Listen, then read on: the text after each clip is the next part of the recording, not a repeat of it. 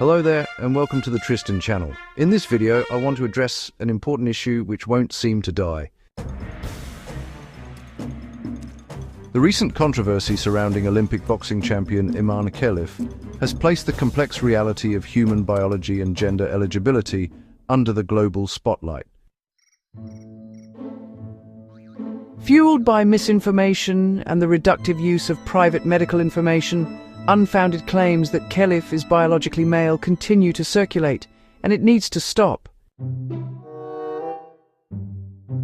A rigorous, evidence-based approach is necessary to debunk these claims, clarify the difference between chromosomes and biological sex, and acknowledge the profound social context of an athlete's participation. The continued claims that Khalif is a man are largely based on an alleged leaked medical report indicating she has an XY karyotype, which is a chromosomal structure typically associated with male sex.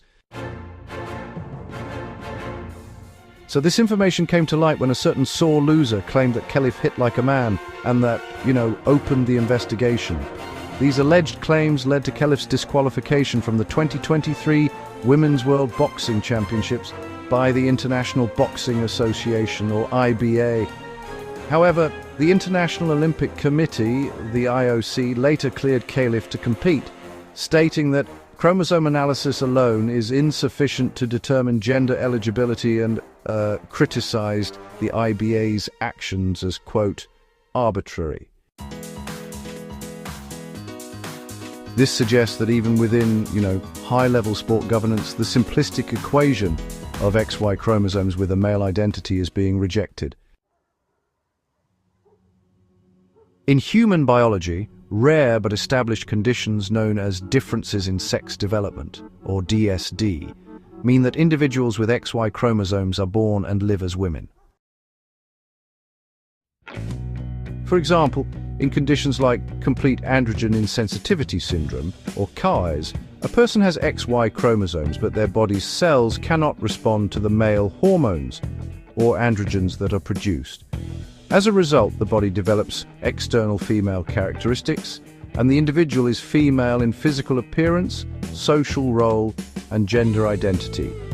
Other DSDs, such as Swyer syndrome, result from genetic mutations that prevent the formation of testes, leading to female internal and external reproductive development. The presence of an XY karyotype in a woman with a DSD, such as KES, therefore does not automatically confer a competitive advantage over XX women. The primary source of athletic difference between the sexes stems from the virilizing effects of pubertal testosterone exposure, which leads to increased muscle mass, bone density, and height. In DSDs like KES, the lack of androgen response means that the individual does not experience the masculinizing effects of typical male puberty. For women who are cleared to compete in the female category by organizations like the International Olympic Committee, medical verification ensures that they either do not produce high levels of androgens or, critically, that their bodies simply cannot process these hormones to gain an athletic edge. Finally, the assumption that Khalif, who is Algerian and does not identify as transgender, but is secretly transgender, also fails to acknowledge the dangerous social realities of her region. In many North African countries, including Morocco, a close neighbor for which public data on the issue is available, same-sex sexual activity is criminalized, carrying penalties of imprisonment. Being an openly transgender individual would expose a person to severe legal and social persecution, potentially including physical violence, imprisonment, or, honestly, even worse. The suggestion that someone would endure such risks to pursue an elite athletic career is, well, highly unrealistic. An athlete in such a position would face extreme pressure to maintain a low profile, making a high-visibility international career virtually impossible. So in conclusion, the facts surrounding Inam Khalif really demonstrate the need to move beyond a reductive, binary understanding of biological sex.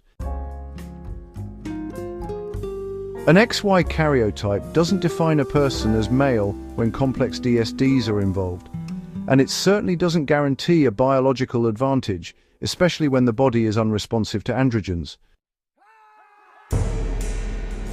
Furthermore, to assume that a high-profile athlete in this particular geopolitical context is secretly transgender kind of ignores the severe and, honestly, life-threatening legal and social hurdles that would make such a career path completely unviable.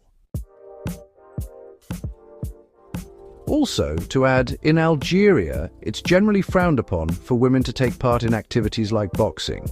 So, if anything, Khalif really should be held up as a feminist icon. A woman who defied misogyny and sexism to fulfill her dream of becoming a boxer and representing her country.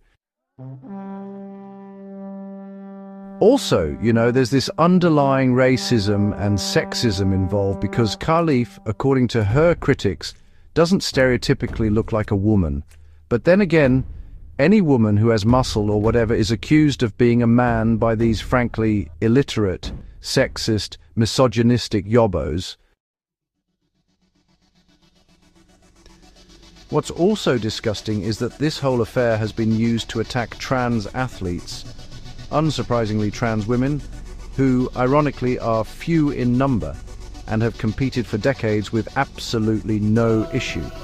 There is absolutely no evidence to suggest that trans women have a biological advantage. In fact, the science actually says the opposite. But despite all the evidence, illiterate, sexist, misogynistic yobbos still bring this up in media, social media, news and politics. So who is Inam Khalif? Khalif is, a remarkable woman who faced discrimination all her life simply because she wanted to box and represent her country, only to have that, once again, thrust upon her by a sore loser who just couldn't handle the competition, and, well, a world full of bigoted, illiterate men and women who also jumped on the bandwagon without even bothering to do any research. If anything, Inam Khalif and her family really should receive an apology and honestly receive public exoneration. But either way, her being referenced all the time really needs to stop. And being used against a minority she has absolutely no affiliation with needs to stop as well. Inam Khalif is a woman, and that is an undisputed fact. It's time to move on.